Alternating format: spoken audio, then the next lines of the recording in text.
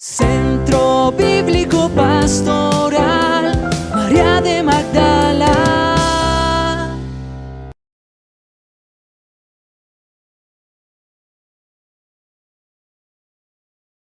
Muy buenas tardes para todos ustedes. Sean bienvenidos a este encuentro como Centro Bíblico, un encuentro en torno a la palabra y en el mes de la Biblia, en el mes de la Sagrada Escritura.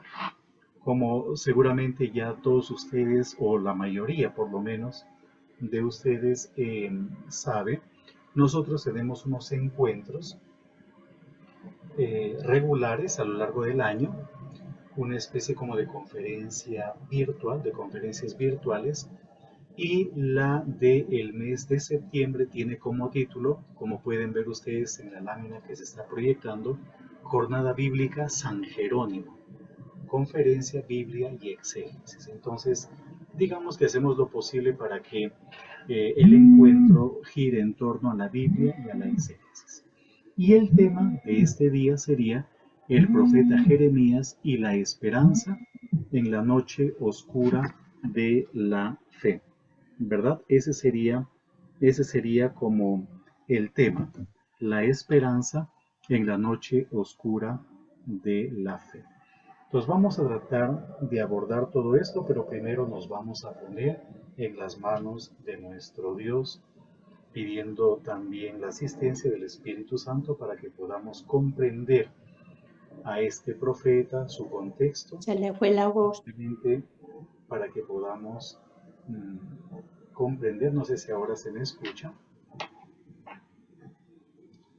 ¿Se me escucha ahora? ¿Ya? Para que podamos Sí, comprender, se escucha un poco bajito, pero sí se escucha. para que podamos comprender su palabra, para que podamos entender también la vida de este profeta e iluminar nuestra vida. Voy a comenzar leyendo el Salmo 137, entre paréntesis 136.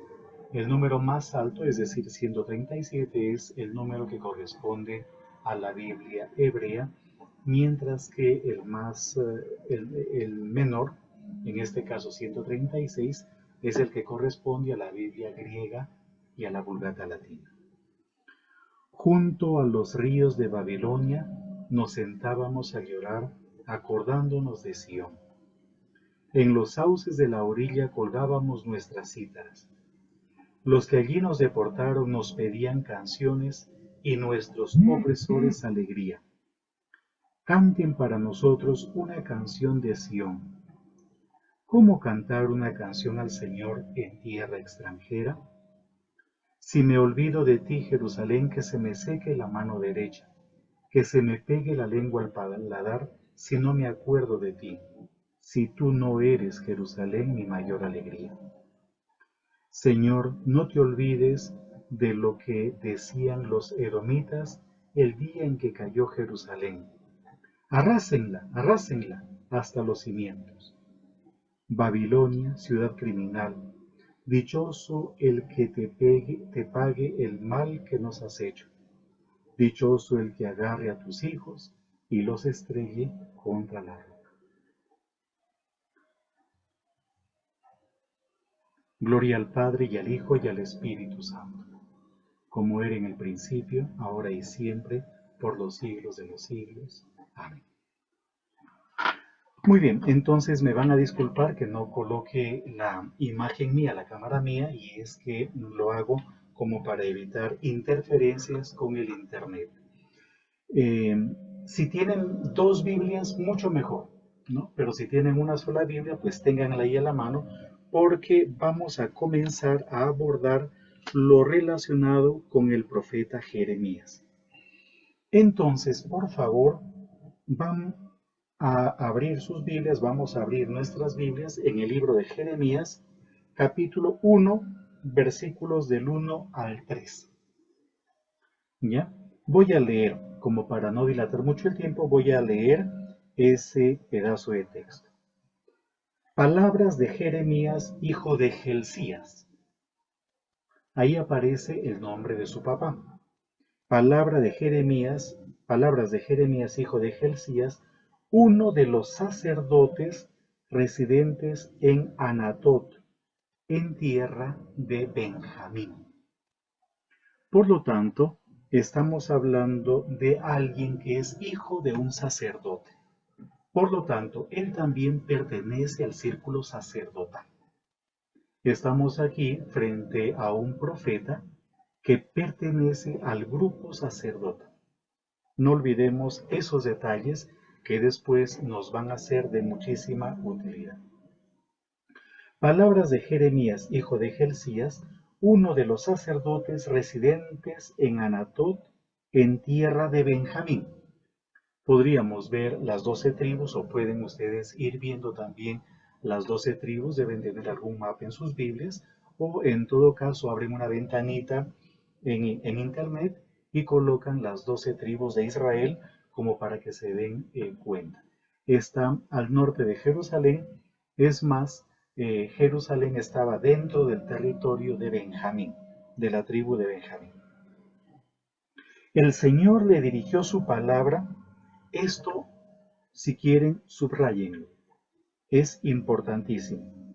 El Señor le dirigió su palabra en tiempos de Josías, hijo de Amón, rey de Judá, el año 13º de su reinado, y después en tiempos de Joaquín, hijo de Josías, rey de Judá, hasta el fin del año 13º de Sedecías, hijo de Josías, rey de Judá, hasta la deportación de Jerusalén en el 5º mes. Estos 3 versículos que nosotros acabamos de leer, en el fondo, son una especie de contextualización del profeta. Se nos está contextualizando. Y si se han dado cuenta ya, el libro del profeta Jeremías ha pasado por mano o manos de algún editor o editores. Porque esos 3 primeros versículos que hemos leído no son palabras de Jeremías, sino de alguien que está intentando armonizar los oráculos del profeta. Es probable que los oráculos se hayan conservado, algunos por escrito. Él tenía un escriba de nombre Baruch. Justamente después del libro de Jeremías viene el libro de Baruch. Baruch era como su secretario, pero al mismo tiempo es probable que algunas cosas se hayan transmitido oralmente y en algún momento determinado fueron colocadas por escrito. Y el libro del profeta Jeremías sería la fusión de tradiciones escritas, algunas tradiciones orales y evidentemente el producto del trabajo de algún o de algunos redactores, editores. Pero aquí nos está dando una serie de nombres y necesitamos nosotros saber el tiempo concreto en que el profeta Jeremías ejerció su ministerio. Entonces dice, en tiempos de Josías, Josías fue hijo de Amón. Después dice, en tiempos de Joaquín, ¿verdad? Hijo de Josías. Luego, en la época de Sedecías también, hasta la deportación de Jerusalén. Por lo tanto, nos encontramos frente a un profeta que vive en una época crucial de la historia de Israel. Él está en los años previos a la deportación a Babilonia y, por otro lado, aparte de estar en los años previos a la deportación a Babilonia, él ve la deportación a Babilonia. Por lo tanto, ese fue un acontecimiento profundamente traumático para Israel, para Judá, más que para Israel, para Judá, como ya lo veremos en un momentito. Entonces, no pierdan por favor el libro de Jeremías y váyanse por favor a Segunda de Reyes. También podríamos ver Segunda de Crónicas, aunque Segunda de Crónicas es una especie de reelaboración de Segunda de Reyes. Es una especie de ampliación de Segunda de Reyes. Como no tenemos mucho tiempo, solamente nos vamos a quedar con Segunda de Reyes. Y vamos a ir concretamente al capítulo 22, al capítulo 22 del segundo libro de los Reyes. El paralelo es Segunda de Crónicas, capítulo 34. Entonces, no vamos a leer todo ese texto, pero volvamos nuevamente, o sea, tengan siempre entre Jeremías y Segunda de Reyes abiertas sus Biblias y comparando. En Segunda de Reyes, capítulo 22, tenemos el reinado de Josías. Y este rey Josías va a ser un rey que va a realizar una gran reforma en Judá.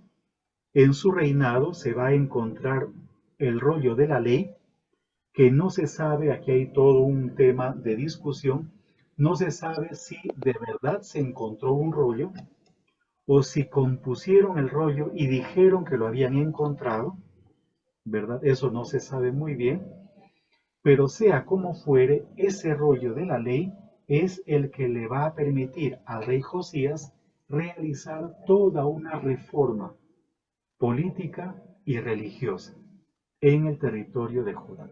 Va a ser uno de los grandes reyes. Y dicen los especialistas que el rollo que encontró el rey Josías sería o bien el libro del Deuteronomio o una parte del libro del Deuteronomio.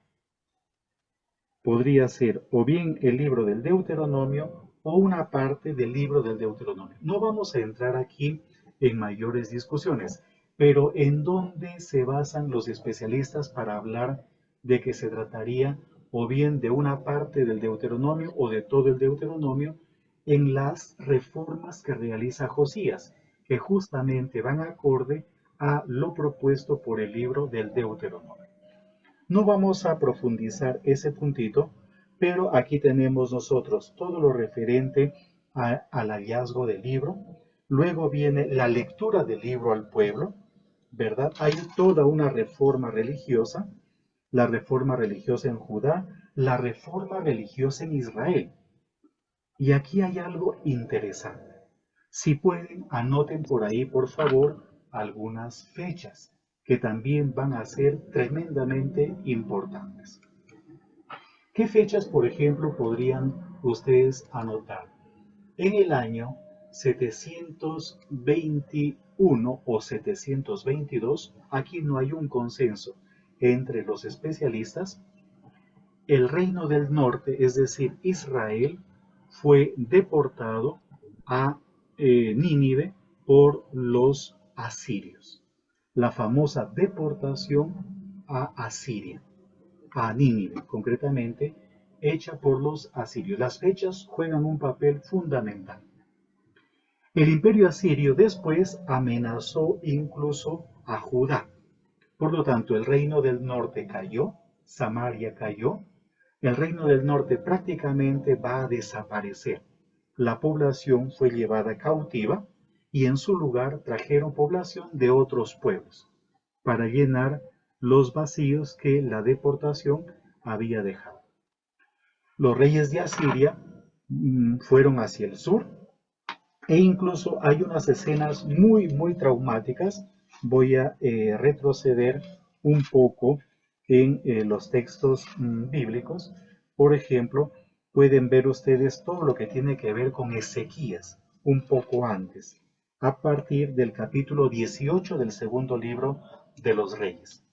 Porque es en ese contexto y concretamente a partir del capítulo 18, versículo 9 del segundo libro de los Reyes, donde se cuenta la caída del reino del norte de manos de los asirios. Y luego de haber sometido a los asirios, de haber sometido a Israel, los asirios después de haber sometido a Israel, ellos emprendieron campañas contra el reino del sur. Pero el reino del sur no cayó. ¿Y por qué motivo no cayó en manos de los asirios? Porque el imperio asirio se debilitó. Y en su lugar surgió el imperio babilónico, o para ser más exacto, más preciso, el imperio neobabilónico. Por lo tanto, Israel pues desapareció con la conquista de los asirios. Asiria se debilitó y terminó cayendo en manos de los babilonios, y son los babilonios los que van a realizar una serie de campañas en contra de, en este caso, Judá, en contra de los egipcios y de otros reinos que se habían salvado de la dominación asiria. No sé si hasta acá va quedando claro lo que les voy compartiendo. Entonces, volvamos nuevamente al capítulo 22 de Segunda de Reyes. Tenemos el reinado de Josías y en sus Biblias aparecerán las fechas, el año 640-609. Este rey, Josías, se dio cuenta de que Asiria estaba débil e intentó nuevamente unificar el territorio. Por eso, si miran ustedes, la reforma de Josías tiene que ver con Judá, que todavía se mantenía con vida, pero tiene que ver también con Israel, que curiosamente había sucumbido bajo los asirios. Pero hay un intento en el rey Josías como de restaurar el antiguo reino, el reino grande, y de crear un reino unido. Luego, este rey Josías va a tener una muerte muy trágica. Su muerte aparece en el capítulo 23, en el versículo 29. Ahí está la muerte del rey Josías. Fue muy mal asesorado y parece que no tuvo una buena estrategia militar, y fue el faraón de Egipto, Necao, el que mató al rey Josías. Luego va a reinar Joacás, acuérdense de ese nombre también, y va a reinar en el año 609. Luego Joaquín, del 609 al 598. Pero el anterior, Joacás, dice en el capítulo 23, versículo 31. Joacás comenzó a reinar a los 23 años y reinó 3 meses en Jerusalén, ¿verdad? Y en el versículo 32, ofendió con su conducta al Señor, como sus antepasados. Él va a morir en Egipto, ¿verdad? Eso aparece en el versículo 34. Fue llevado a Egipto y murió en Egipto, el rey Joacás. Luego viene el rey Joaquín, que reinó del 609 al 598. Y dice el capítulo 23, versículo 36 y el 37. Joaquín comenzó a reinar a los 25 años y reinó 11 años en Jerusalén. Su madre, Zebidá, era hija de Pedayá, natural de Rumá. Ofendió con su conducta al Señor como sus antepasados. O sea, hasta ahora el único bueno es Josías. Luego, un poquito más adelante, tenemos el reinado de Jeconías, del 598 al 587. Las fechas, por favor, anótenlas por allí porque juegan un papel importantísimo.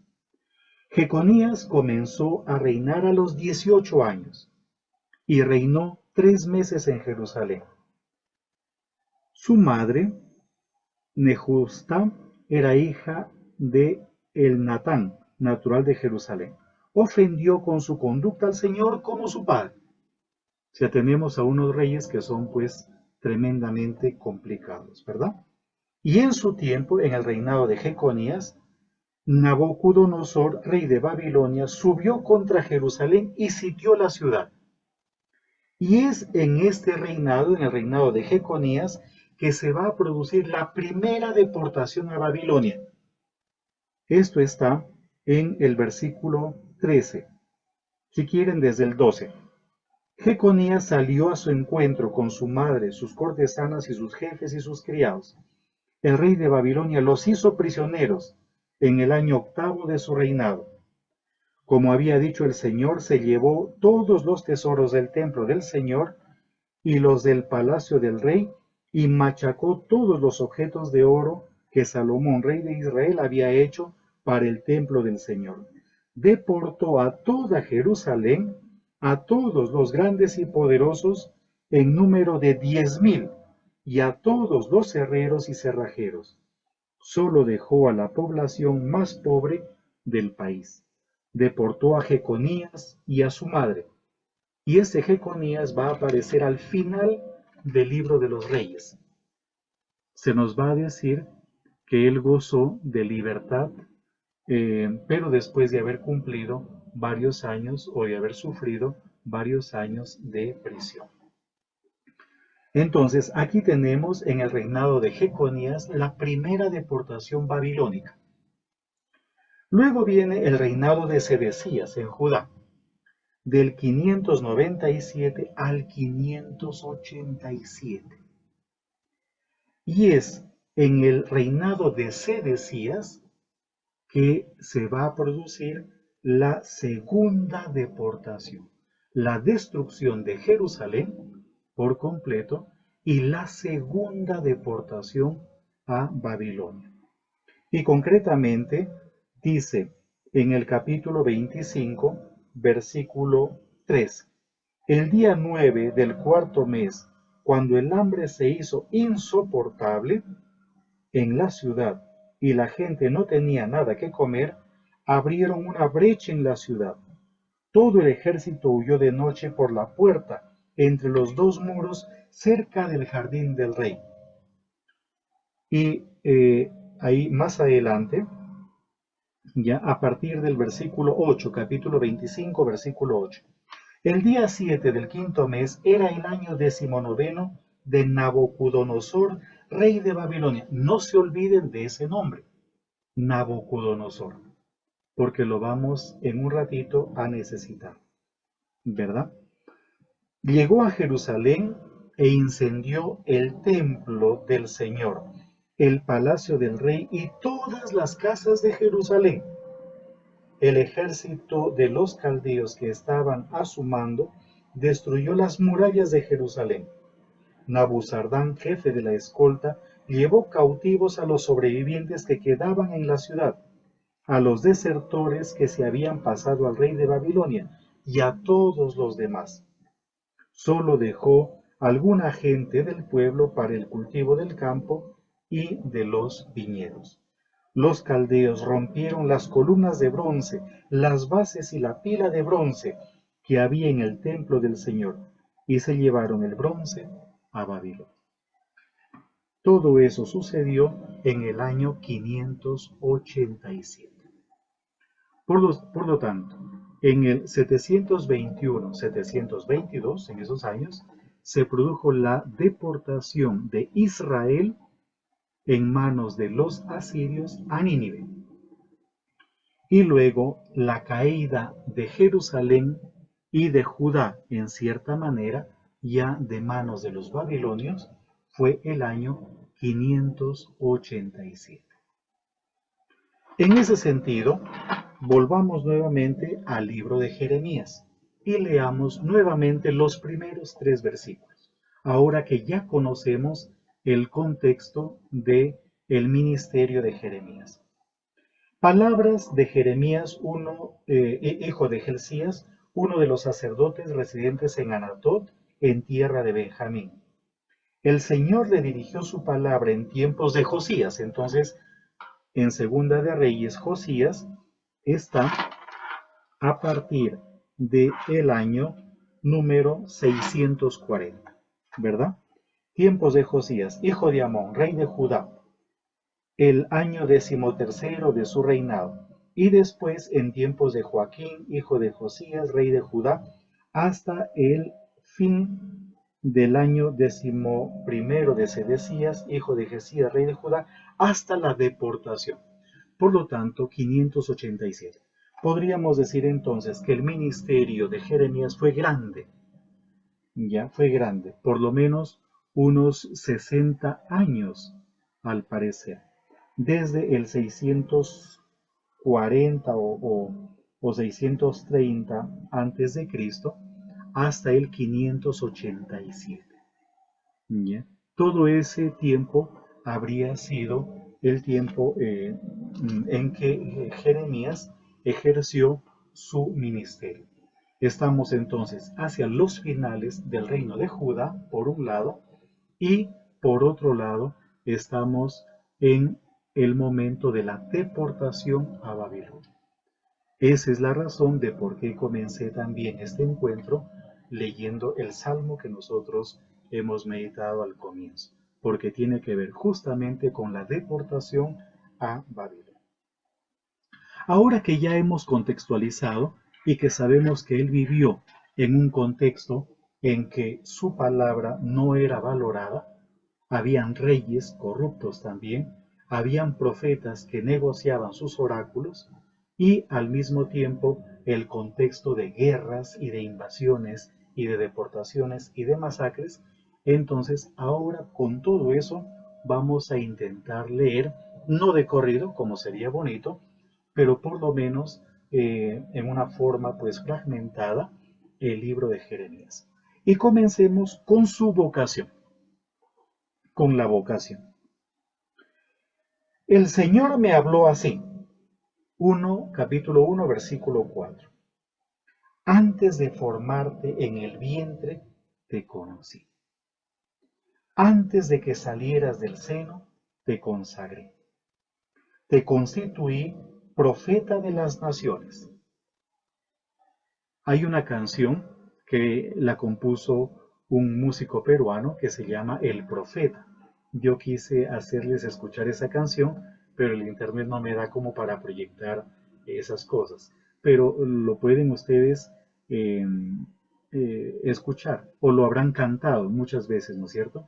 Antes que te formaras dentro. Bueno, eso lo compuso un músico peruano que fue en algún momento pues religioso dominico. Me parece que él, no sé si llegó al noviciado o terminó el noviciado, no sé muy bien, pero hay videos que pueden después ver ustedes.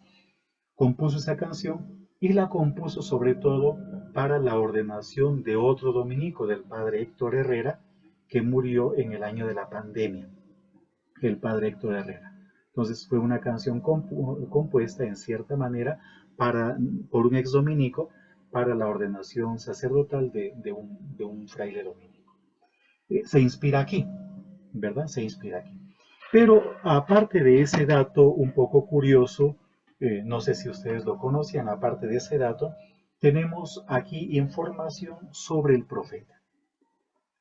El profeta se presenta como alguien llamado por Dios desde el vientre materno. Y no sería raro que hablara así, sobre todo porque él es hijo de un sacerdote, como ya el texto mismo nos lo ha dicho. Su papá fue un sacerdote de Anatot. Por lo tanto, él debió haber sido un tipo formado, un tipo instruido, Jeremías quiero decir, y al mismo tiempo familiarizado con el acontecer político y religioso de Judá, ¿no? Con el acontecer político y religioso de Judá. Y dice el texto, yo dije, Señor, mira que no sé hablar, pues soy un niño. Probablemente estemos aquí frente a un dato histórico, porque estamos viendo cómo el ministerio de Jeremías fue profundamente largo, más de 40 años de ministerio, ¿no? Más de 40 años de ministerio profético. Entonces, efectivamente, debió haber recibido muy tempranamente la llamada. Y él va a ser alguien que está en el palacio, o que conoce muy bien la vida del palacio, y conoce también a los reyes y gobernantes. Por eso va a hablar como va a hablar. Y el Señor me respondió, no digas, soy un niño, porque irás donde yo te envíe y dirás todo lo que yo te ordene. Y aquí aparece una diferencia con los falsos profetas. ¿Cuál es la diferencia entre un falso profeta y un verdadero profeta? En que el falso profeta habla desde sí mismo, mientras que el verdadero profeta habla desde lo que Dios le invita o le empuja a hablar. No les tengas miedo, pues yo estoy contigo para librarte, oráculo del Señor. Entonces el Señor alargó su mano, tocó mi boca y me dijo, mira, pongo mis palabras en tu boca. En este día te doy autoridad sobre naciones y reinos, para arrancar y derribar, para destruir y demoler, para edificar y plantar. Y luego vienen una serie de visiones tremendamente interesantes, pero que desgraciadamente no podemos leerlas en su totalidad, ¿sí? Entonces viene, por ejemplo, lo de la rama de almendro, la olla hirviendo. Voy a simplemente detenerme en esta visión que se encuentra en el capítulo 1, versículo 13. De nuevo el Señor me preguntó, ¿qué ves? Respondí, veo una olla hirviendo que se derrama desde el norte. Entonces, juguemos un poquito con la imaginación y les voy a proyectar una imagen, por lo menos una pequeña imagen, esta de acá, como para hacernos una pequeña idea. Entonces, aquí en esta lámina tenemos información sobre las dos deportaciones. La morada es la deportación a Nínive hecha por los asirios en el 721-722, mientras que la anaranjada es la deportación a Babilonia, las dos deportaciones a Babilonia, ya en el siglo VI, estamos hablando del 587. Pero todo esto que está aquí, esto anaranjado, es el imperio asirio. Y esta es una visión preciosa. Imagínense ustedes una olla de leche, ¿no? Como para hacernos una idea. ¿A quién no se le ha derramado la leche cuando la pone a hervir?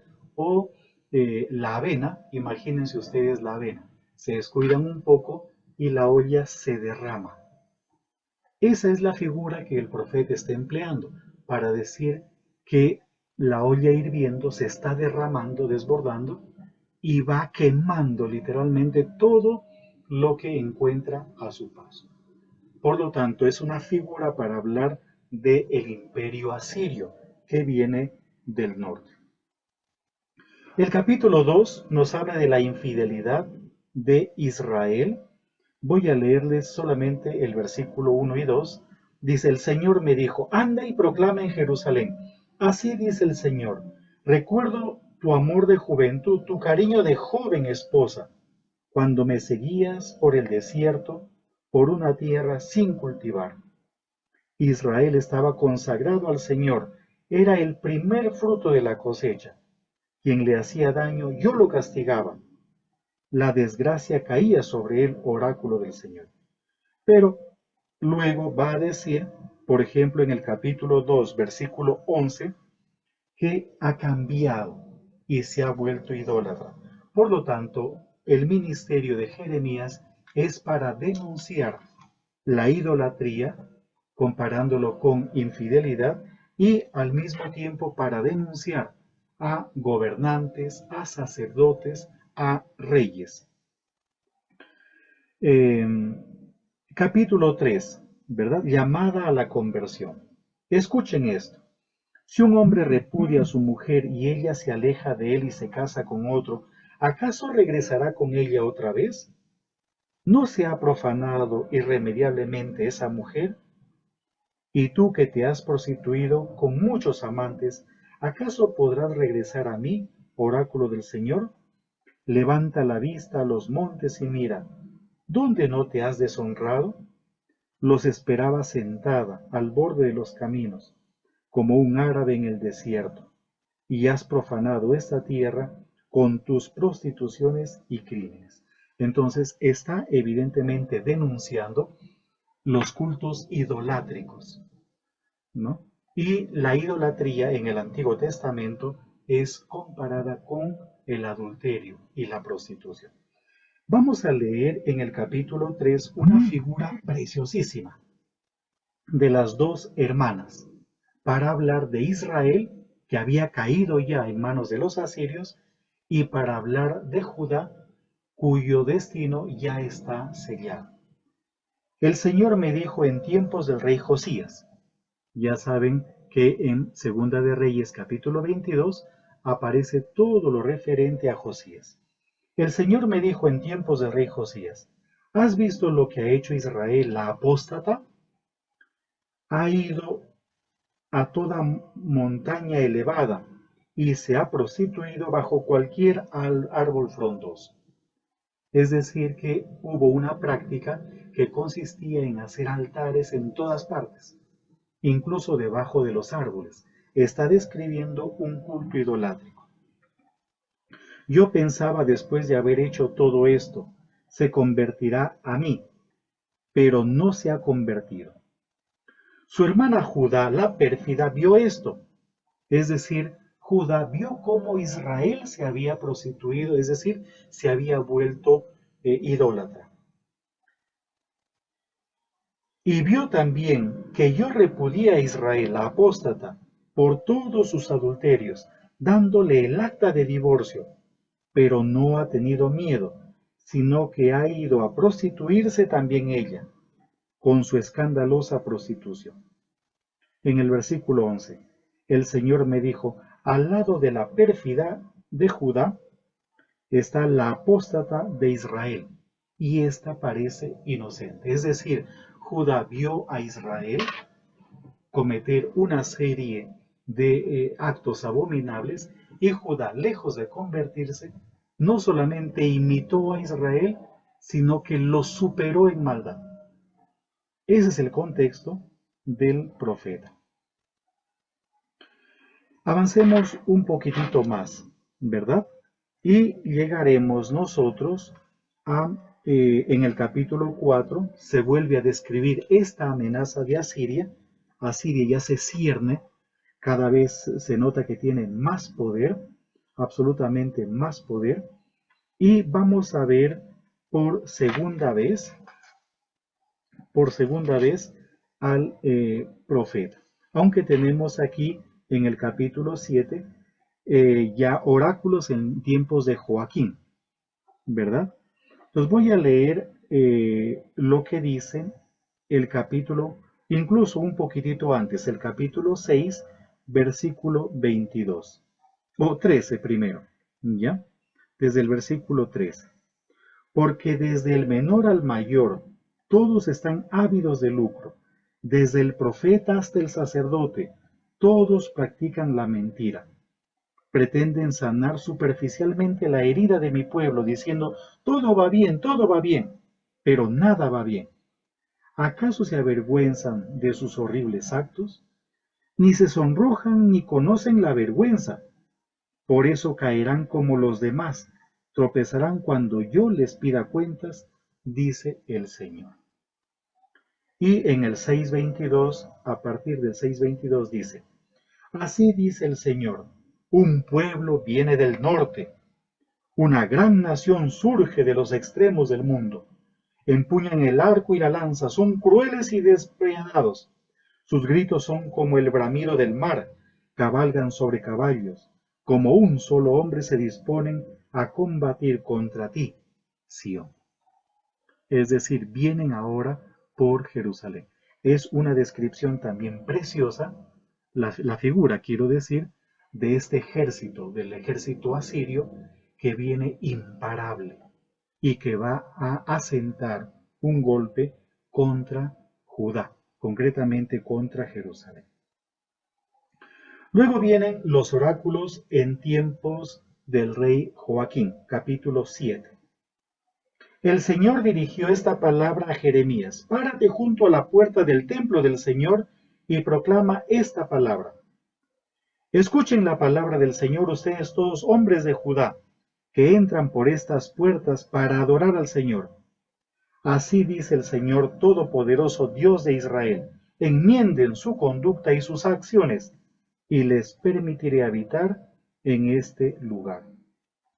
Y un poquito más adelante, en el versículo 6, si no oprimen al extranjero y al huérfano y a la viuda, si no derraman en este lugar sangre inocente, si no siguen a otros dioses para su propia desgracia, entonces yo los dejaré vivir en este lugar, en la tierra que di a sus padres, desde antiguo y para siempre.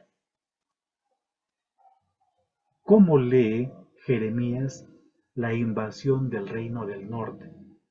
¿O cómo estudia o analiza Jeremías a la figura de Nabucodonosor? Eso lo veremos en un instante. Me salto un poquito más, ¿ya? Hasta el versículo 11, 7-11. ¿Acaso toman este templo consagrado a mi nombre por una cueva de ladrones? Ahí tenemos cómo la figura de Jesús se inspira en Jeremías. Cuando Jesús realiza la purificación del templo, evidentemente se está inspirando en Jeremías. Ve al templo como una cueva de ladrones, una cueva de bandidos. Luego el pueblo ya no escucha, en el capítulo 7 a partir del versículo 21, luego los lamentos, la rebelión de Israel, la amenaza contra Judá, todo eso. Luego viene el dolor del profeta, en el capítulo 9, versículo 18. Mi dolor no tiene remedio, mi corazón desfallece. Los gritos de angustia de mi pueblo proceden de tierras lejanas, porque está haciendo alusión aquí a la deportación a Nínive, hecha por los asirios. Ya no está el Señor en Sión, ya no está allí su rey, porque me han irritado por sus esculturas. Y me salto hasta el versículo 21, 8-21. Por el desastre de la capital de mi pueblo, estoy yo abatido y angustiado, y el miedo se apodera de mí. Me salto al capítulo 9.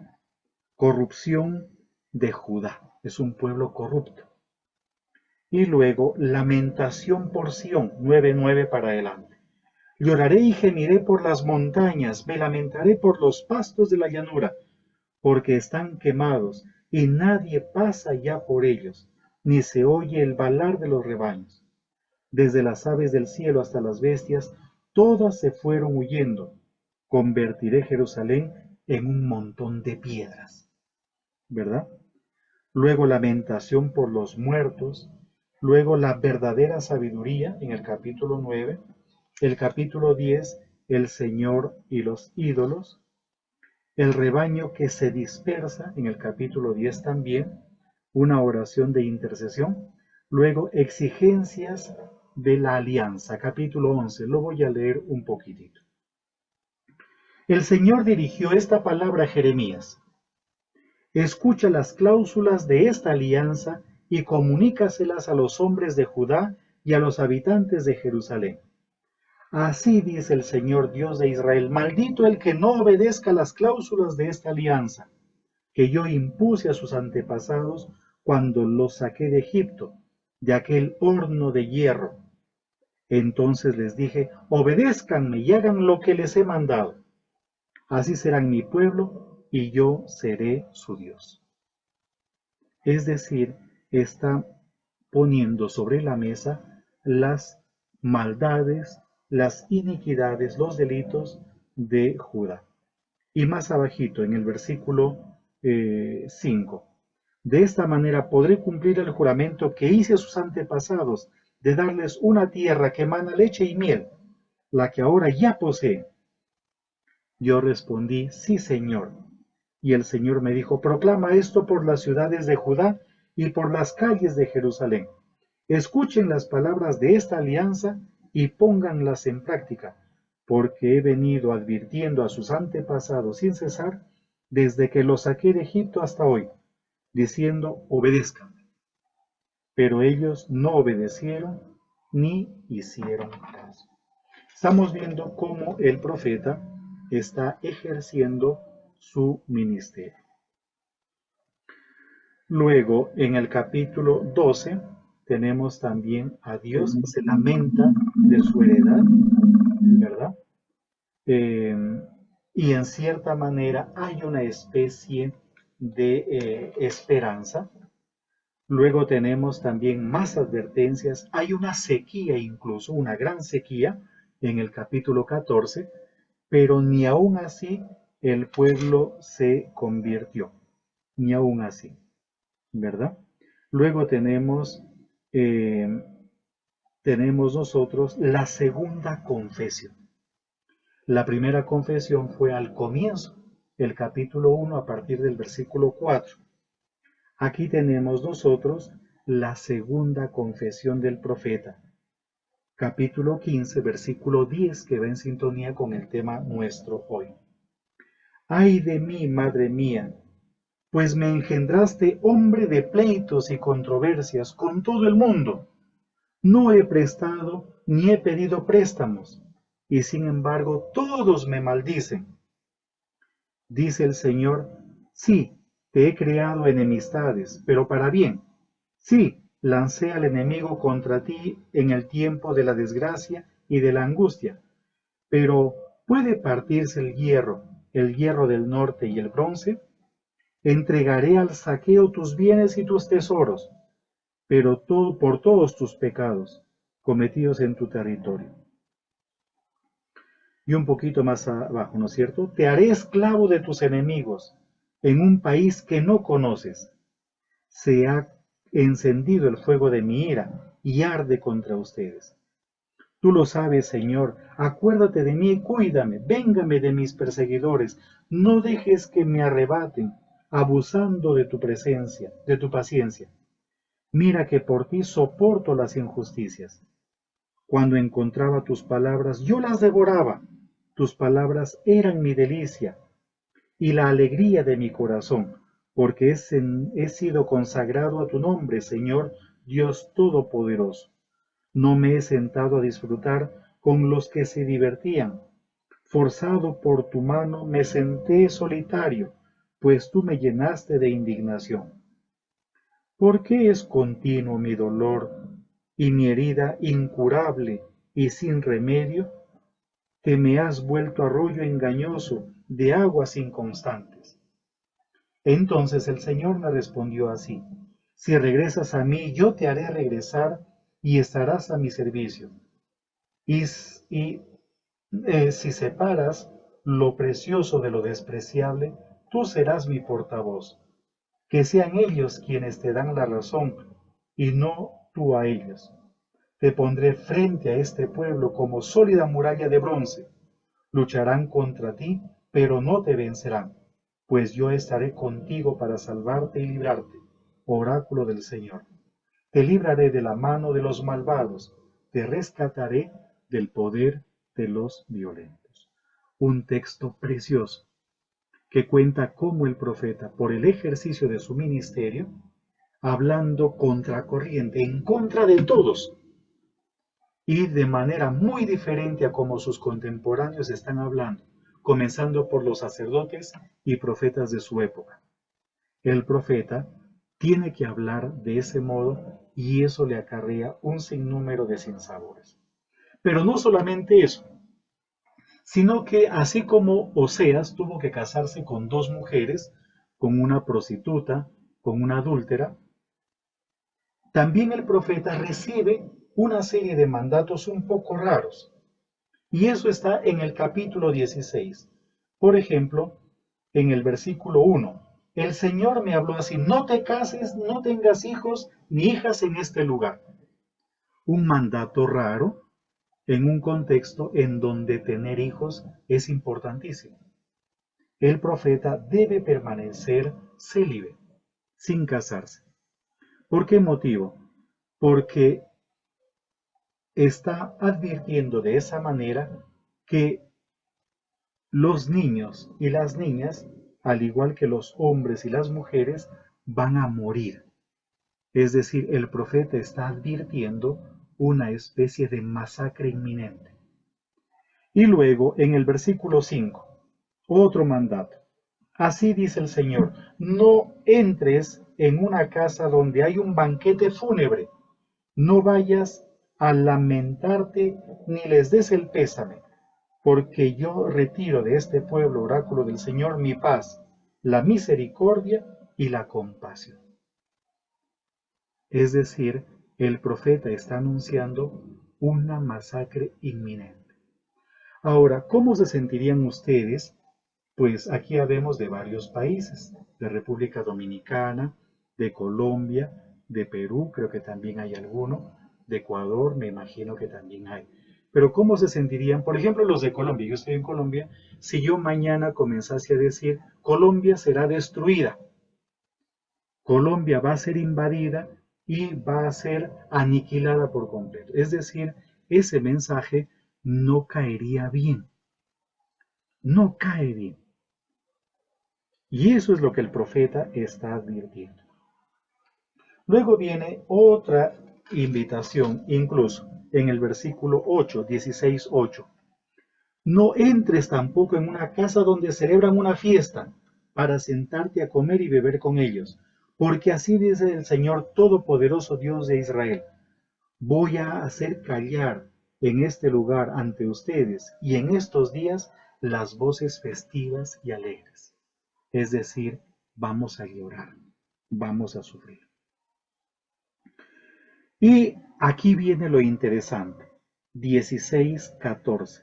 En efecto, vienen días, oráculos del Señor, en que ya no se dirá, vive el Señor que sacó a los israelitas del país de Egipto, es decir, el Éxodo, sino que se dirá, vive el Señor que sacó a los israelitas del país del norte y de todos los lugares por donde los había dispersado. Entonces, en medio de una situación calamitosa, el profeta logra también ver que Dios no abandonará a su pueblo y que esa situación de tragedia después va a ser como resarcida.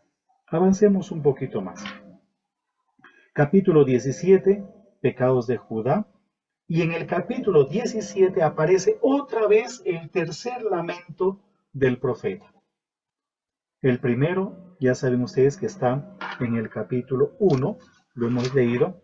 El segundo, lo hemos visto que está en el capítulo 15, con la vida del profeta como signo en el capítulo 16, y ahora en el 17 tenemos nosotros la tercera confesión o el tercer lamento. Sáname, Señor, y quedaré sano, sálvame y quedaré salvo, porque tú eres mi gloria. Ellos me dicen, ¿dónde está la palabra del Señor? Que se cumpla. Pero yo no te he provocado para que envíes el mal. No he deseado que venga la desgracia. Tú sabes lo que han dicho mis labios, pues lo he dicho en tu presencia. No me infundas terror, pues tú eres mi refugio cuando llega la desgracia. Que se avergüencen mis perseguidores y no yo. Que se confundan ellos y no yo. Haz venir sobre ellos la desgracia. Machácalos una y otra vez. El profeta sufre en carne propia las consecuencias de tener que anunciar un mensaje que va contracorriente, ¿verdad? Avancemos otro poquitito más. Tenemos también una imagen en el capítulo 18, nuevamente una imagen esperanzadora, la imagen del alfarero. Hay una canción de la hermana Glenda, gira que gira, rueda que rueda, siendo tus manos sobre mi greda, ¿verdad? Tú mi alfarero, pues se inspira en este capítulo 18 de Jeremías. El alfarero hizo un cacharro, pero se estropeó. Entonces cogió el barro y lo volvió a moldear hasta que le gustó al alfarero. De la misma manera, ese pueblo va a ser también moldeado. Luego viene la cuarta confesión, o el cuarto lamento, si queremos verlo así. Capítulo 18, a partir del versículo 18. Ellos dijeron, vamos a tramar un plan contra Jeremías. O sea, ya las cosas se ponen cada vez más feas. No solamente es un menosprecio, sino que ahora como que se pasa la acción de eliminar al profeta. Vamos a tramar un plan contra Jeremías, porque no nos faltará la instrucción del sacerdote, es decir, no lo necesitamos, el sacerdote nos instruye, ni el consejo del sabio, es decir, tenemos sabios que nos aconsejan, ni la palabra del profeta, tenemos profetas que hablan, que nos hablan, ¿verdad? Tenemos profetas que nos hablan. Hablemos mal de él, no prestemos atención a ninguna de sus palabras. Una forma de quitar del medio a alguien que nos incomoda es es difamándolo. En cualquier grupo humano, ustedes van a ver cómo se difama a las personas. Yo vi hace poco una película, la película se titula La dictadura perfecta, y el director es un mexicano, la película es mexicana, el director es Luis Estrada, y es la cuarta película de una tetralogía. La primera película es, o tiene como título, La Ley de Herodes. La segunda película es algo así como Un Mundo Perfecto. La tercera, El Infierno. Y la cuarta es La Dictadura Perfecta. Y ahí aparece cómo incluso terminan eliminando a un opositor político. Lo difaman, le crean una imagen y se lo sacan del medio. Lo sacan del medio. Entonces, una forma de aniquilar a alguien es difamándolo, creándole títulos negativos. Este es un orgulloso, este es un soberbio, esta persona no vive así, esta persona es hipócrita, esta persona es así. Simplemente es quitar del medio, ¿verdad? Y continúa, versículo 19, 18-19. Hazme caso tú, Señor, escucha lo que dicen mis adversarios. ¿Acaso se devuelve mal por bien? Pues ellos han cavado una fosa para mí. Recuerda cómo estuve ante ti, intercediendo en tu favor, para alejar de ellos tu ira. Pues bien, haz que tus hijos perezcan de hambre, abandónalos a merced de la espada. Alguien que incluso se deja llevar medio por la sed de venganza y continúa. Que sus mujeres queden viudas y sus hijos caigan muertos, sus hombres y sus jóvenes atravesados por la espada en el combate. Es decir, castígalos ya de una vez, porque este pueblo ya es terrible, no hay otra forma. Castígalos, castígalos. Pero sin embargo, él tiene que seguir llamando a la conversión. En el capítulo 19 hay una figura preciosa, el jarro roto, y en el capítulo 20 encontramos otras cosas más en contra de Jeremías. El sacerdote Pashur, hijo de Immer, responsable principal del templo del Señor, al oír a Jeremías profetizar estas palabras, mandó azotar al profeta. Es decir, aquí estamos yendo de un menos a más, ¿no? Primero es mirar lo feo, después es ya difamarlo, después es tramar su muerte, y aquí están ya cayendo prácticamente sobre el profeta físicamente, ¿verdad? Mandó azotar al profeta y meterlo en el calabozo de la puerta alta de Benjamín, que está en el templo del Señor. Al día siguiente, cuando Pashur lo mandó sacar del calabozo, Jeremías les dijo: el Señor ya no te llama Pashur, sino cerco de terror, porque así dice el Señor: yo te voy a convertir en terror para ti y para todos tus amigos, los cuales caerán bajo la espada de sus enemigos, ante tus propios ojos. Entregaré a Judá en poder del rey de Babilonia, y los matará a espada. Entregaré todas las riquezas de esta ciudad, su fortuna, sus objetos preciosos, todos los tesoros de los reyes de Judá, en manos de sus enemigos, para que los saqueen y se apoderen de ellos y se los lleven a Babilonia. Por lo tanto, la deportación a Babilonia está siendo vista por el profeta y anunciada de esa manera como un castigo por haberse portado mal. Por lo tanto, Nabucodonosor, curiosamente, el rey de Asiria, no es enemigo. De Asiria, digo, de Babilonia, no es enemigo, sino que Nabucodonosor, el rey de Babilonia, es un instrumento de Dios para castigar a un pueblo que se ha vuelto rebelde. Eso debió haber sonado terriblemente mal. Terriblemente mal. Es como, vuelvo nuevamente a Colombia, porque yo soy colombiano también. Es como si, por ejemplo, yo dijese que Donald Trump, que piensa invadir Colombia, lo hace porque ya Colombia es tremendamente pecadora y Donald Trump es el Hijo de Dios, un instrumento de Dios que viene a castigar las faltas de este pueblo pecador. ¿Cómo se sienten ustedes cuando escuchan eso? Y eso que ustedes saben que yo estoy poniendo un ejemplo y medio jugando, pero ahí era en serio. Esto era en serio, esto no era un juego, ¿verdad? Esto era en serio, las cosas aquí van en serio. Y viene la quinta confesión del profeta. Ahora se revela contra Dios. Ya no aguanta. El ministerio que le toca es un ministerio tremendamente duro y ya su vida se ve amenazada. Está sufriendo en carne propia. A partir del versículo 7 del capítulo 20. Tú me engañaste, Señor, y yo me dejé engañar. También hay una canción inspirada en este pasaje. Me sedujiste, Señor, y me dejé seducir. Fue una lucha desigual y fue tuya la victoria, dice la canción, pero está inspirada en este texto. Tú me engañaste, Señor, y yo me dejé engañar. Me has forzado y me has vencido. Se ríen de mí sin cesar, todo el mundo se burla de mí. Cada vez que hablo tengo que gritar y anunciar violencia y ruina. Lo único que el profeta está hablando prácticamente es violencia y ruina. No tiene otro tipo de palabras. La palabra del Señor se ha convertido para mí en constante motivo de insulto y burla.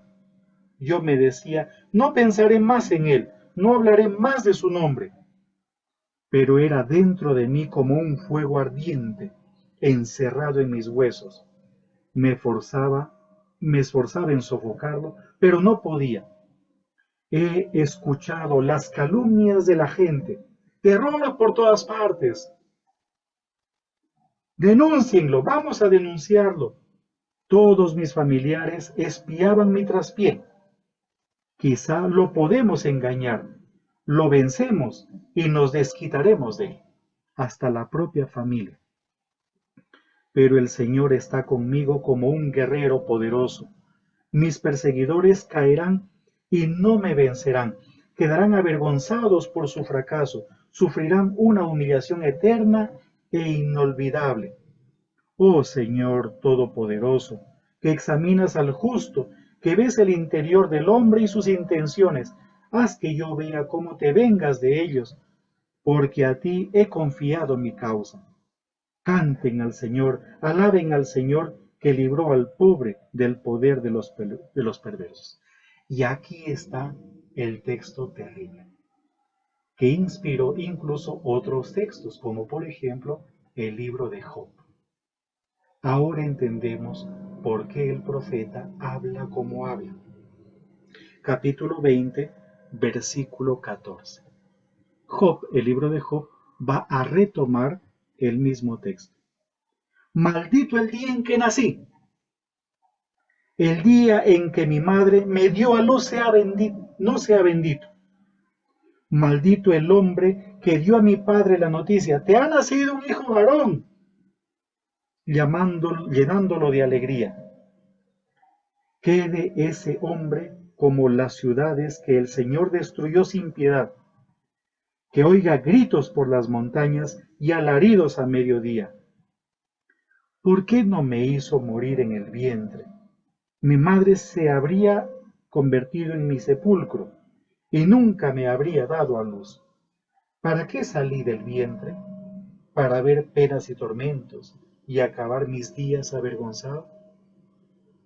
Ese texto subráyenlo. Estamos frente a alguien que se da cuenta de que el ministerio es tremendamente fuerte y que se quedó prácticamente solo, como un loco, hablando cosas que la gente no quiere escuchar y que por el contrario intenta silenciar. Y él ve en su propia carne que todo eso se va también materializando. Capítulo 21, contra Sedecías, ahora comienza a hablar en contra de los reyes. ya saben ustedes dónde encontrar la información sobre los reyes. Por lo tanto, estamos frente a un personaje que conocía el mundo del palacio. O sea, no era cualquier improvisado, era alguien influyente que tenía acceso incluso a los reyes. Entonces tenemos aquí oráculos contra Sedecías, luego tenemos contra la familia del rey también, ¿verdad? Contra Joacás, es decir, él habla y habla fuertemente en contra de las autoridades. Contra Joaquín, ¿verdad? Contra Joaquín. Luego tenemos también contra Jeconías, ¿sí? Contra el rey Jeconías, capítulo 22. Y en el capítulo 23 aparece una visión esperanzadora. El capítulo 23. Aunque anteriormente han habido momentos de esperanza, pero el profeta también se da cuenta de que Dios no solamente es un jalador de orejas, sino que en algún momento algo grandioso va a suceder. Capítulo 23. Ay de los pastores que extravían y desprecian el rebaño de mis pastizales. Oráculo del Señor. Por eso así dice el Señor Dios de Israel contra los pastores que pastorean a mi pueblo. Ustedes han dispersado mi rebaño, lo han ahuyentado sin ocuparse de él. Pero yo me voy a ocupar ahora de ustedes, oráculo del Señor, y castigaré sus malas acciones. Yo mismo reuniré el resto de mis ovejas de todos los países por donde los dispersé. Y un poquito más adelante en el versículo 5 o 4. Pondré al cuidado de ellas pastores que las apacentarán. No temerán más, ni se espantarán, ni volverán a faltar ninguna. He aquí que vienen días, oráculo del Señor, en que yo suscitaré a David un retoño legítimo, que reinará con sabiduría, que practicará el derecho y la justicia en esta tierra. En sus días se salvará Judá, e Israel vivirá en paz, y lo llamarán así, el Señor nuestra salvación. Sí, vienen días, oráculo del Señor, en que ya no se dirá, vive el Señor que sacó a los israelitas del país de Egipto, sino que se dirá, vive el Señor que sacó a los descendientes de Israel del país del norte y de todos los lugares por donde los había dispersado. Y evidentemente el Nuevo Testamento retomará esta imagen y Jesús se presenta como el pastor. Por lo tanto, estamos viendo cómo el libro de Jeremías influye también en el Nuevo Testamento y evidentemente en la figura de Jesús. Luego tenemos en el mismo capítulo 23 oráculos contra los pastores, ¿ya? Los pastores que profetizaban locuras, los pastores de Israel, y los de Judá profetizaban también mentiras, ¿verdad? Avancemos un poquitito, el tiempo no perdona, avancemos un poquitito y llegamos al capítulo 25. Nabucodonosor, mi siervo. Por lo tanto, el profeta aquí aparece como un traidor. Es un traidor para su pueblo. ¿Por qué motivo? Porque él está hablando bien del rey invasor, del rey que nos va a destruir. Una vez más, esto debió haber sonado terriblemente mal a sus paisanos y contemporáneos. Y dice lo siguiente, versículo 1. El año cuarto de Joaquín, hijo de Josías, rey de Judá, que era el primero de Nabucodonosor, rey de Babilonia, el Señor dirigió esta palabra a Jeremías contra el pueblo de Judá. Esto es lo que dijo Jeremías contra todo el pueblo de Judá y contra todos los habitantes de Jerusalén. Desde el año 13 de Josías, hijo de Amón, rey de Judá, hasta hoy, el Señor me ha dirigido su palabra durante 23 años. Yo les he hablado sin cesar, pero ustedes no me han escuchado. El Señor les ha enviado puntualmente a todos sus siervos los profetas, pero ustedes no han escuchado ni han hecho caso. Les decían que cada uno se convierta de su mala conducta y de sus malas acciones. Así habitarán en la tierra que el Señor les dio a ustedes y a sus antepasados desde siempre y para siempre. No sigan a otros dioses para darles culto ni adorarlos. No me ofendan adorando a los ídolos que se han fabricado, y así no los castigaré. Pero no me han escuchado, oráculo del Señor, sino que me han ofendido adorando a los ídolos que se habían fabricado. Por eso así dice el Señor Todopoderoso: por no haber obedecido mis mandatos, yo envío a buscar a todos los pueblos del norte, oráculo del Señor, y a mi siervo Nabucodonosor. Subrayen eso. Es decir, que este rey que viene a conquistarnos, a destruirnos, es siervo de Dios. Esto, una vez más, debió haber sonado terriblemente mal para sus contemporáneos, pero terriblemente mal. Luego, en el capítulo 26, Jeremías aparece como el verdadero profeta. Ya sería bonito leer todo el capítulo 26, pero voy a leerle solamente a partir del versículo 10. Al enterarse de ello, los jefes de Judá subieron desde el palacio real hasta el templo del Señor y se sentaron a la entrada de la puerta nueva del templo. Los sacerdotes y los profetas dijeron a los jefes y a todo el pueblo: este hombre merece la muerte, porque ha profetizado contra esta ciudad, como acaban de escuchar con sus propios oídos. A Jesús lo condena, entre otras cosas, porque aparentemente él dice algo que merece la muerte, ¿verdad? Él dice algo, se presenta como rey. Luego tenemos el capítulo 27. Aquí está la visión política del profeta.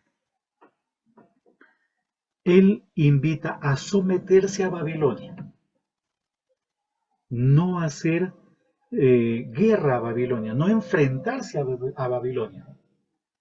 La política del profeta es una política de hay que hacer la paz con Nabucodonosor que viene a conquistarnos, pero no le hacen caso, no le hacen caso. Es decir, ellos piensan hacer la guerra. Miren, seamos también como medio realistas en nuestro propio contexto. ¿Han visto ustedes lo que está haciendo Venezuela? El ejército del pueblo de Venezuela, que intenta enfrentarse a Estados Unidos, y no solamente enfrentarse, sino derrotarlo. ¿Quiénes son los reservistas? Personas mayores de 70, 80 años, que cuando están haciendo los entrenamientos dan pena. ¿Quién puede enfrentarse? ¿Qué país en este momento puede enfrentarse a Estados Unidos? La comunidad europea de rodillas ante Estados Unidos. Todo el mundo de rodillas ante Estados Unidos. ¿Se acuerdan ustedes lo que dijo Donald Trump cuando comenzó a jugar con los aranceles?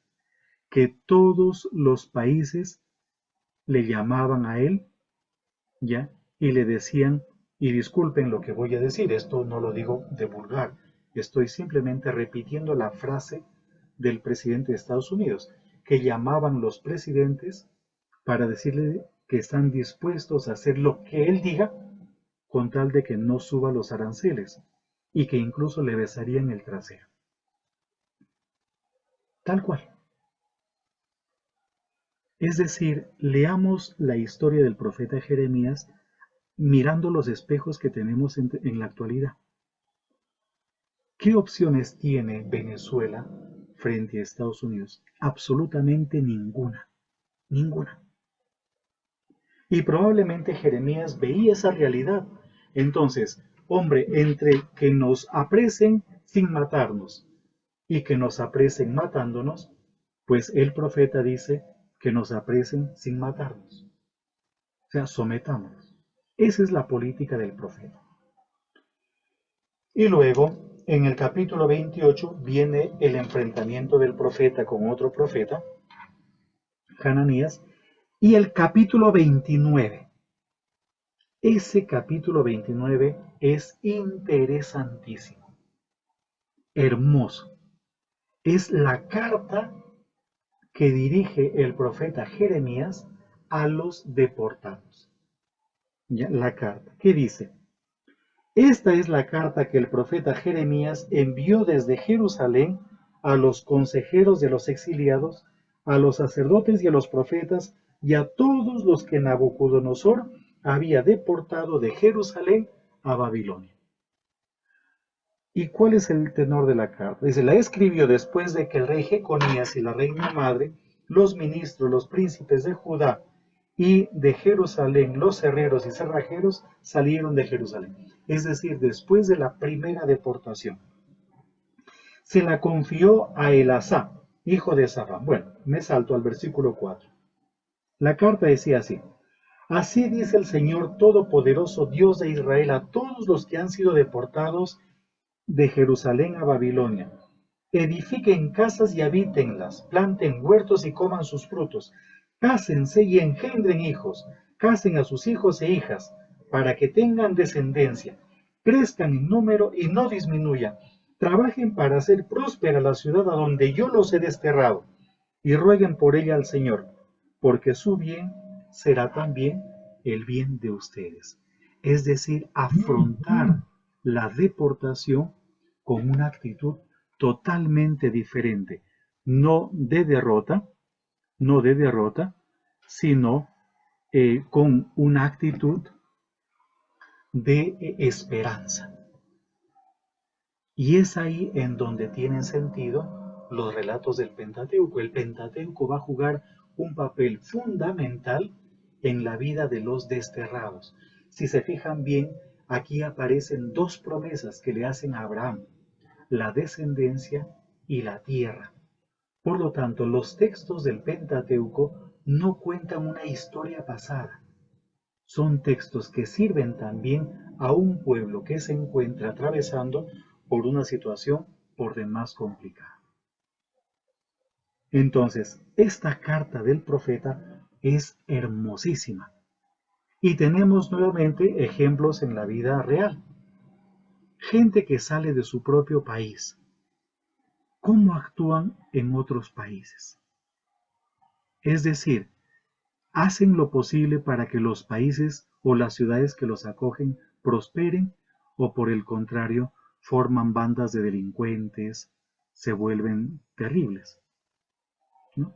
No voy a mencionar nombres o cosas concretas, pero eso sucede en todo el mundo, ¿verdad? Avancemos un poquitito. Luego viene otra profecía de Jeremías y vamos a ver aquí situaciones muy, pero muy complejas. Voy a saltarme, todo esto me lo voy a saltar ya, porque el tiempo prácticamente se ha cumplido. ¿Ya? Capítulo 36, la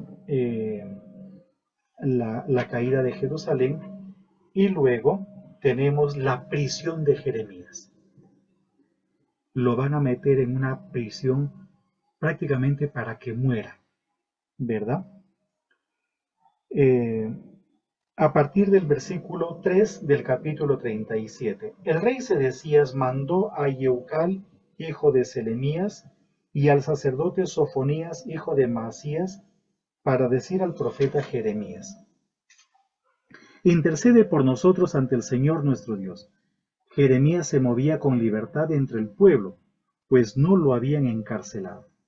El ejército del faraón había salido de Egipto. Al conocer la noticia, los caldeos que cercaban Jerusalén dejaron de sitiarla. Entonces Jeremías recibió esta palabra del Señor. Aquí nos encontramos en un periodo después de la primera deportación, antes de la segunda.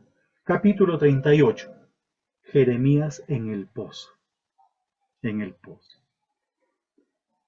Zafatías, hijo de Matán, Gedalías, hijo de Pashur, Yeucal, hijo de Selemías, y Pashur, hijo de Malaquías, oyeron que Jeremías dirigía al pueblo estas palabras.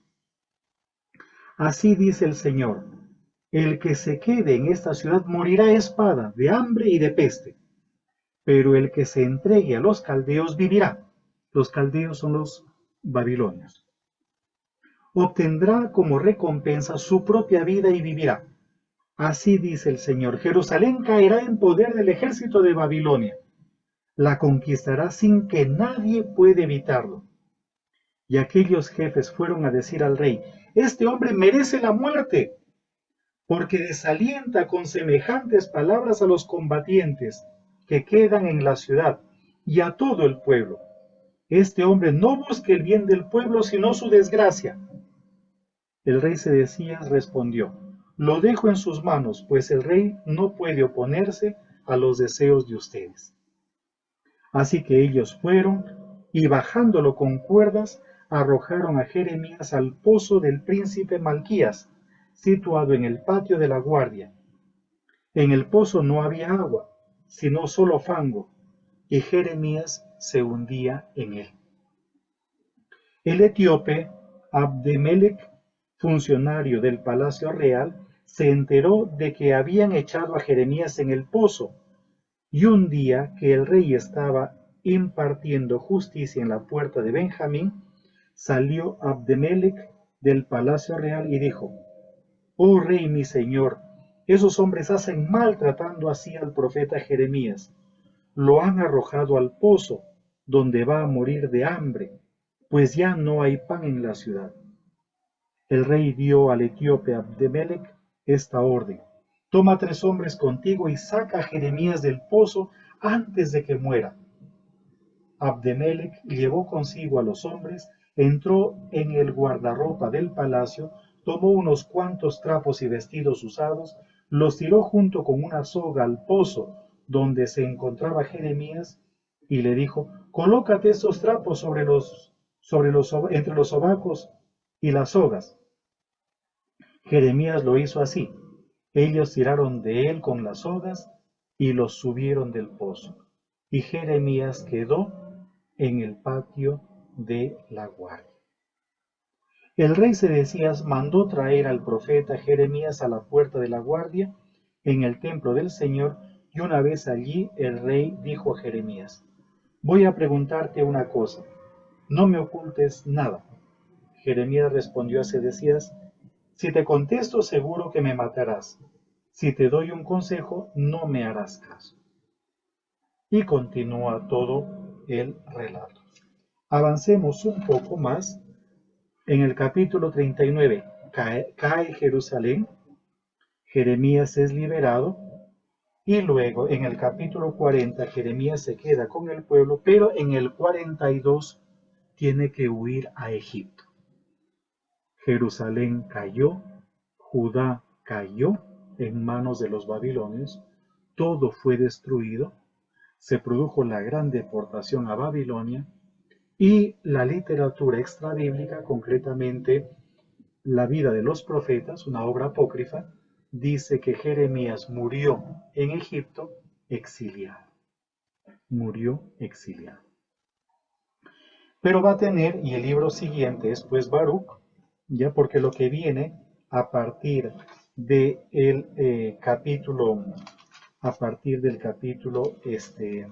46, ya son oráculos contra las naciones, contra los pueblos vecinos a Israel. Entonces, en el capítulo 45 aparece Baruch, en el 45, y después del libro de Jeremías aparece el libro de Baruch, que también es presentado como un profeta, pero que fue secretario del profeta Jeremías. En síntesis, para ir concluyendo esta apretadísima presentación que he tratado de realizar del profeta Jeremías y sobre todo de la situación compleja, él vivió en un contexto en que Judá, que había visto la caída de Israel, no se había dejado guiar, sino que se había corrompido. Todo estaba corrompido. Los reyes estaban corrompidos, los profetas, los sacerdotes, había una especie de tendencia a la idolatría, había también una especie de tendencia a explotar a los más débiles. El profeta logra leer su contexto, logra ver el papel de Egipto, logra ver el papel de Babilonia. Él es partidario del sometimiento a Babilonia para evitar la destrucción, no porque sea un traidor, sino porque de pronto descubrió que de esa manera no se iban a producir masacres y obviamente la destrucción del pueblo, ¿verdad? Obviamente eso. Pero él es tratado, como ya hemos visto, de la peor forma, de la peor manera. Van a querer acabar con su vida y todo ese sufrimiento como consecuencia del ejercicio de su ministerio también lo desgastará a él, hasta el punto de en algún momento maldecir el día de su nacimiento. Podemos pasar nosotros por distintas dificultades, pero yo creo que la libertad, la verdad, no se pueden empeñar. Es decir, frente a Dios no cuenta tanto uno mismo, sino la misión o el ministerio que se tiene que realizar, a costa incluso de la propia tranquilidad, de la propia paz. Pero bueno, después de haber hecho esta lectura junto con ustedes, un poco apretada, pues les invito para que dialoguemos un poquitito en torno a esto. ¿Qué les parece? ¿Tienen alguna pregunta o de pronto algún comentario, alguna lectura que ustedes también logren hacer, logren realizar desde lo que aquí hemos compartido? Y me da alegría ver a Juan Pablo, ver a Belkis de República Dominicana. Ya me da mucha alegría pues, ver. Hablo de los que puedo ver, las imágenes puedo ver. Aparte, evidentemente, de Islandia, de la hermana Gloria, de la hermana Irma también. Entonces, ¿tienen alguna pregunta, alguna inquietud? De pronto, mientras se animan a preguntar o a intervenir, no se olviden que hay que hacer un esfuerzo por ubicar cronológicamente en su contexto también a los textos y particularmente a los textos proféticos. Milenita. Bueno, primero muchas gracias, Fray, porque efectivamente fue muy corto el tiempo, pero siento que quedó claro en muchos aspectos. Siempre se ha hablado un poco de que para la vocación existe como cierta predestinación, que claramente como cristianos pues eso no está como bien entendido. Y usted ahorita mencionaba que ante Dios no importa tanto la persona, sino el hecho de que se cumpla su vocación o el llamado al cual fue elegido. Entonces, ¿cómo podría explicarse esto sin caer en el error de pensar que es predestinación?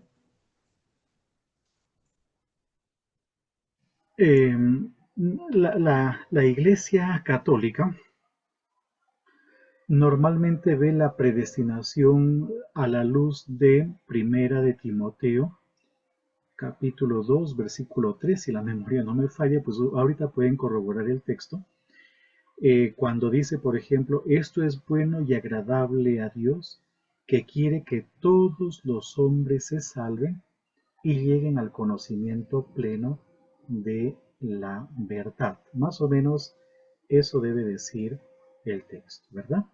Esto es bueno y agradable a Dios, que quiere que todos los hombres se salven y lleguen al conocimiento pleno de la verdad. Por lo tanto, esa es la predestinación.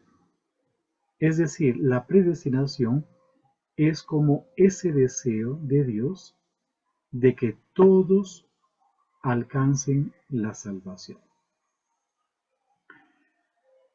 Por lo tanto, lo que se opone a la salvación no es la voluntad de un Dios que quiere que unos sí y otros no, sino más bien el actuar humano, el no convertirse. ¿verdad? El egoísmo humano o el centrarse solamente en sí mismo, el egoísmo.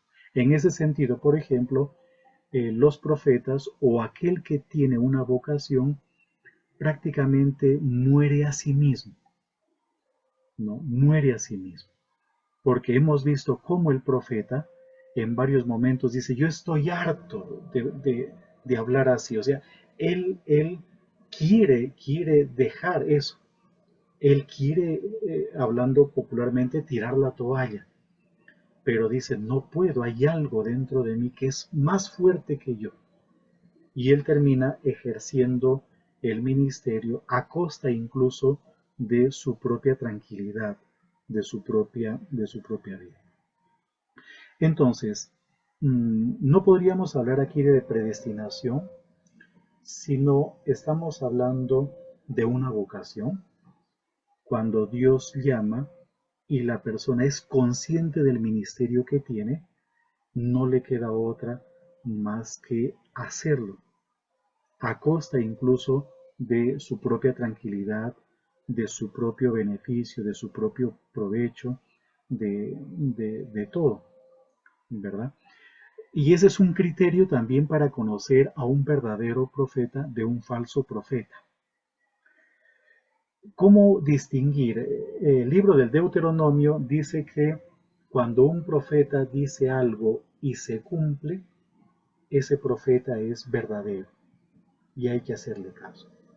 Pero cuando un profeta dice algo y no se cumple, a ese profeta no hay que hacerle caso ni tenerle miedo. Pero también otro criterio está en la misma vida. Es decir, el profeta es alguien coherente. Y normalmente los profetas, muy pocos han terminado bien. La gran mayoría ha terminado muy mal, muy mal. Por ejemplo, Isaías fue cortado por una sierra, ¿no? Jeremías murió en el exilio, ¿verdad? Y otros profetas han sido apedreados. Es decir, en la predicación de los profetas no cae bien, porque no nos gusta que nos digan la verdad. No nos gusta que nos digan a nosotros lo que no queremos oír, sino que queremos seguir viviendo de la forma como nosotros queremos seguir viviendo. Hoy en día estamos en una dictadura de la estupidez, estamos en una dictadura de lo irracional y no quieren escuchar. O sea, es terrible cómo, por ejemplo, no se quiere escuchar la verdad, porque la verdad incomoda. Y a los que de una u otra forma dicen algo o anuncian algo, hay que de cualquier manera quitarlo del medio, ¿no? Quitarlo del medio.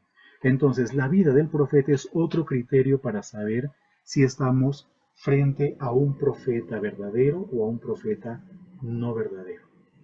Normalmente el profeta verdadero se queda solo. El profeta verdadero es despreciado, es maltratado. Y el único que le da autenticidad a su ministerio es Dios. A diferencia del sacerdote. El sacerdote como tal necesita de un grupo. Es el grupo el que le da cierta plataforma, ¿verdad? El grupo es el que lo sostiene. El grupo es el que lo legitima. En cambio, el verdadero profeta prácticamente tiene que legitimarse a sí mismo. No lo pasa bien. Y el desenlace de la vida, o sea, los verdaderos profetas no terminan bien. Muy pocos son los que terminan bien. En cambio, los falsos profetas, sí, porque están diciendo lo que la gente quiere escuchar. Y en el fondo venden sus oráculos para tener una vida cómoda, ¿no? Cuando hablo de oráculos no me refiero a premoniciones futuras, sino venden sus enseñanzas, se acomodan de acuerdo a los intereses. No sé si respondí, Milenita, a la inquietud suya, ¿sí? Milena, para los que Sí, no señor. la conocen, Quedó es todo muy teóloga. claro. Ella es teóloga, egresada de la Uni Montserrat. Fue alumna mía en en Bogotá. Eh, Muy bien, no sé si alguien más quiere comentar algo. Y fíjense cómo la lectura del profeta Jeremías en su propio contexto nos ayuda también a leer el contexto nuestro. El contexto nuestro. Hoy en día tenemos persecuciones de distinto tipo, de distinta naturaleza. La corrupción es la que está presente. Pero ¿quién de nosotros le dice al presidente de la República en su cara que es un sinvergüenza? Nadie, ¿verdad? Hoy en día nadie. Y a veces, y lo digo con un poco de tristeza, a veces podemos estar formando parte de una iglesia complaciente, de una iglesia que para no ser perseguida simplemente no le dice nada al gobierno. Hay que llevar las cosas en paz, y no solamente al gobierno, sino a cualquier institución, porque si no, se nos cortan también las entradas, los ingresos, y cómo vamos a vivir. Entonces ahí el tema es muy delicado, muy delicado. Cuando solamente se piensa en el propio provecho, en el propio beneficio, ya el mensaje de Dios queda a un lado. Y evidentemente uno se convierte en un predicador falso, en un predicador que simplemente busca su propia conveniencia. No sé si hay alguien más que quiera decir de pronto algo, algún comentario, alguna pregunta, ¿no? Hemos estado conectados 67, pero en algunas conexiones hay más de 2 personas, entonces yo creo que hemos llegado casi al centenar de personas. Y este video quedará en el canal nuestro, en el canal de YouTube. Padre, Sí. Federico Morel, Ah, Federico, ¿qué tal? También de República bendiciones. Dominicana. Eh, Ahora mismo, no sé para allá tanto en Colombia, pero aquí se vive mucho como un evangelio de la prosperidad y las cosas. Muchos predicadores que conocen algunas cositas de las escrituras, pero que no se preparan, no conocen, no se dedican a, eso como con respecto, porque estoy viendo que esta vida de Jeremías fue un asunto terrible. O sea, usualmente los profetas o las personas que quieren servir al Señor con respecto a este tipo de vida, que usted nos recomienda, porque estamos viviendo ahora, hasta cierto punto, yo hasta a veces veo, por ejemplo, dentro de la misma iglesia católica, que es muy fácil seguir hasta cierto punto la misma doctrina mariana, que es algo tan fundamental para la fe católica, Ujú, pero veo mucha gente acomodada con eso, ujú. que nada más prefieren hacer rosario, hacer muchísimas cosas, pero no quieren profundizar.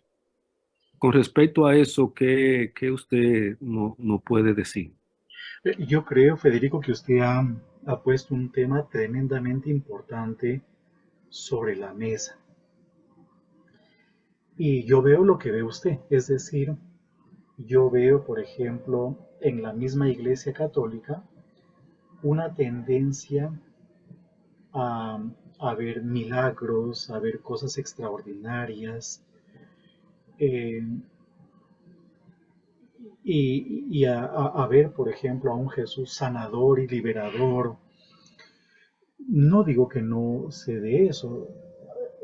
A lo largo de la historia han existido y existen fenómenos que no son del todo explicables, ¿verdad? Una persona que tenía una enfermedad incurable y que de un día para otro pues está libre de la enfermedad. No digo que no se produzca,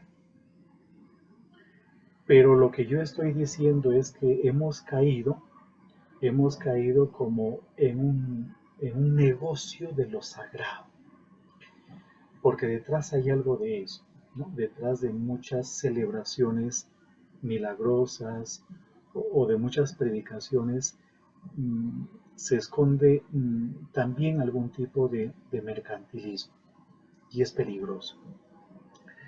Por otro lado, también estamos frente a un contexto emotivo, mirar la religión como algo emotivo, lo que yo siento, lo que yo siento. Entonces, momentos de adoración, de oración, solo es para sentir y sentir una paz, una liberación, que en el fondo yo lo veo como una especie de burbuja.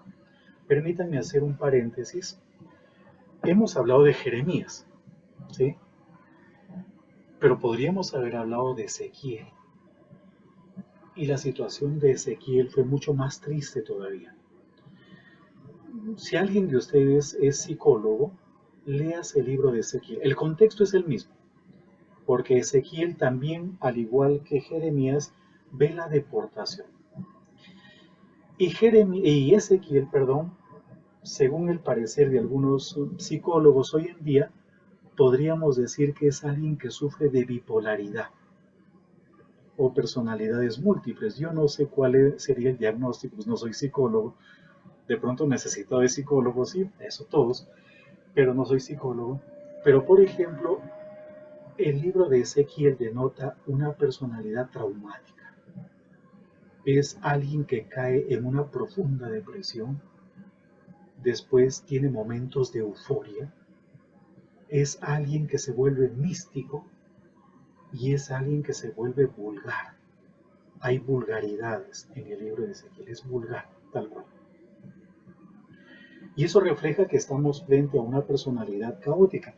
Y pues aquí tenemos a Juan Pablo, que es médico, aunque no sé si él tenga también algún conocimiento de cuestiones de la mente, pero eso es producto de traumas. Él ha sufrido traumas, literalmente. La palabra trauma en griego significa herida.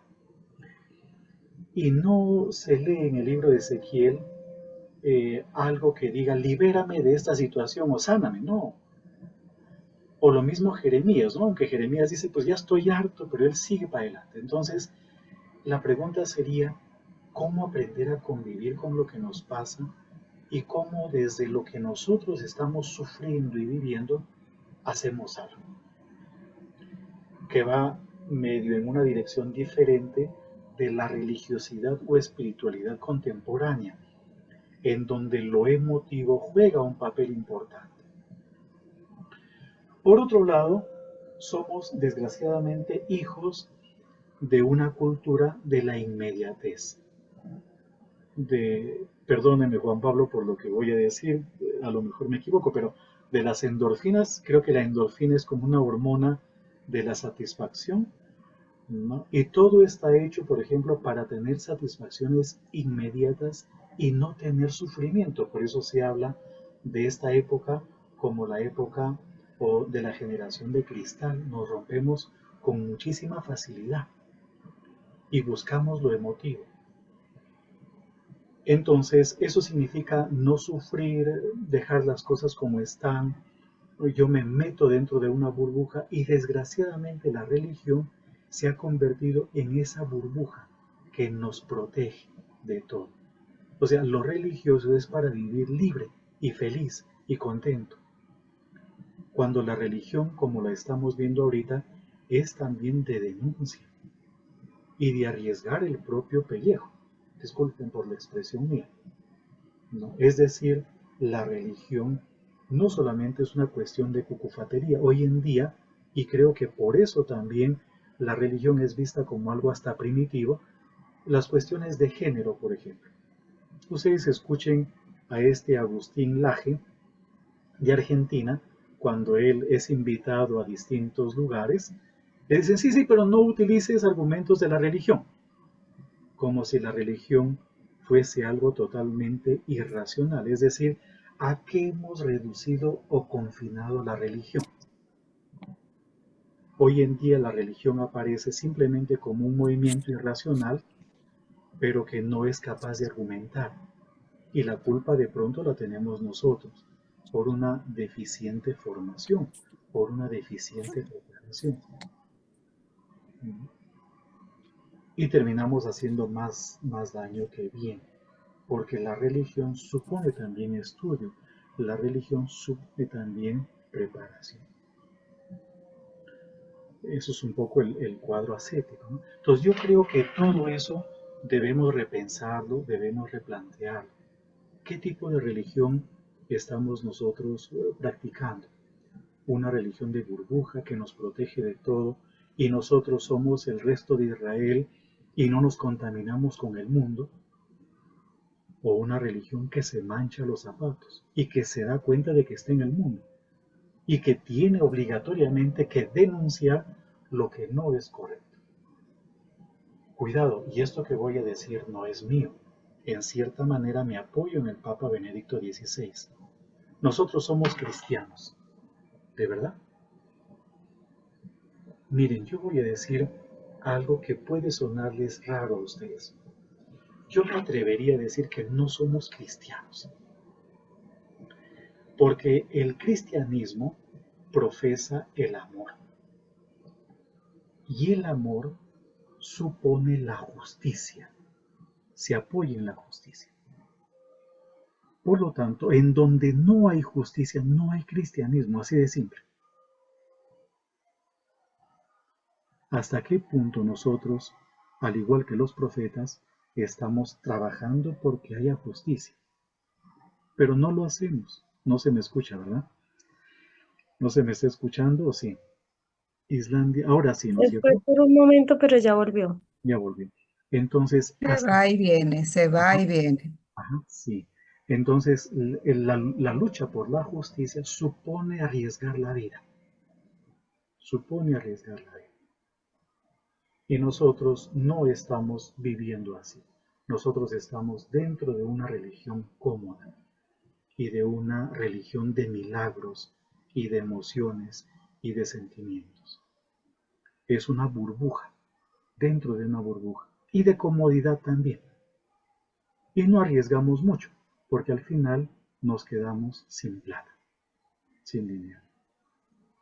Porque la religión, desgraciadamente, también está siendo vista como algo mercantil, ¿verdad? Algo mercantil. No sé, Federico, si en algo respondo a la inquietud suya.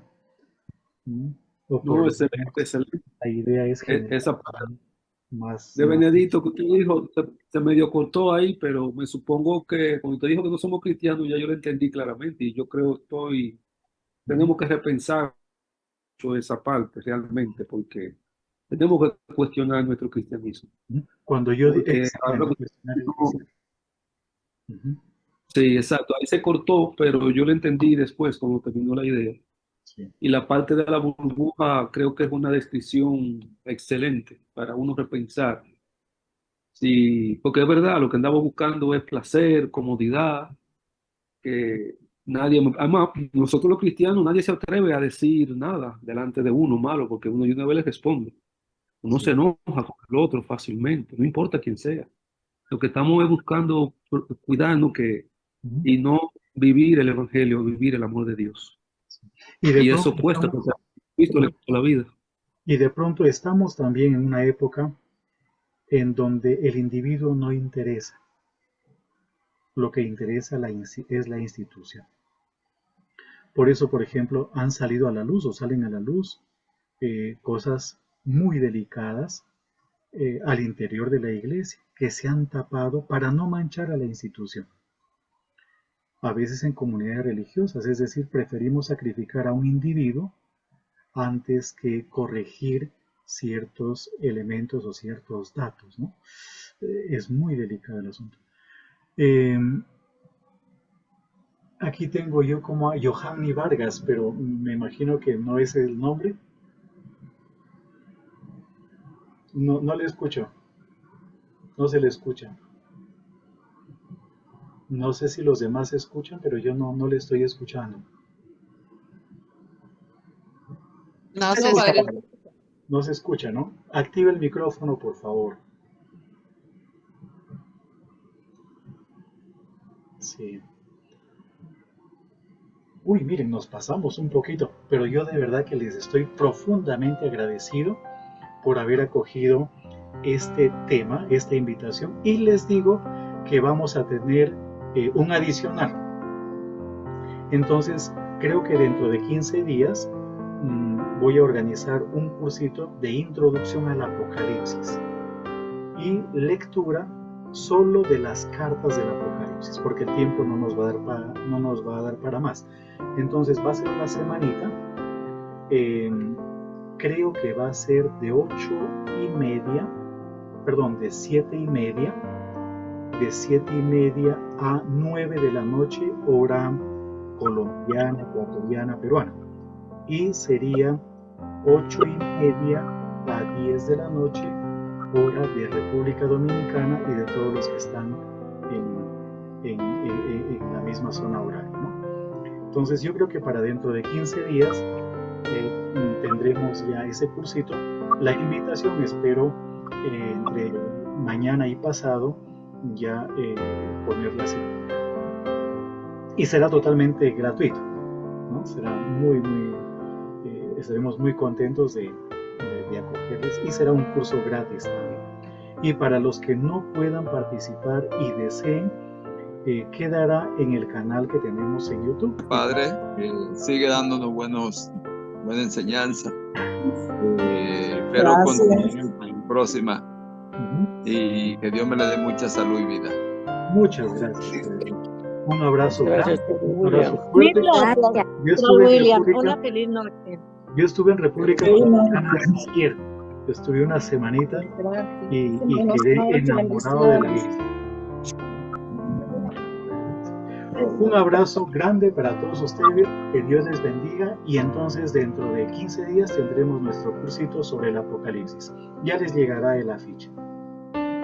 Gracias, Fray. Gracias, Padre. Un beso fuerte para todos. Muchísimas Gracias, gracias, Padre, Padre, muy gracias. amable. Nos vemos.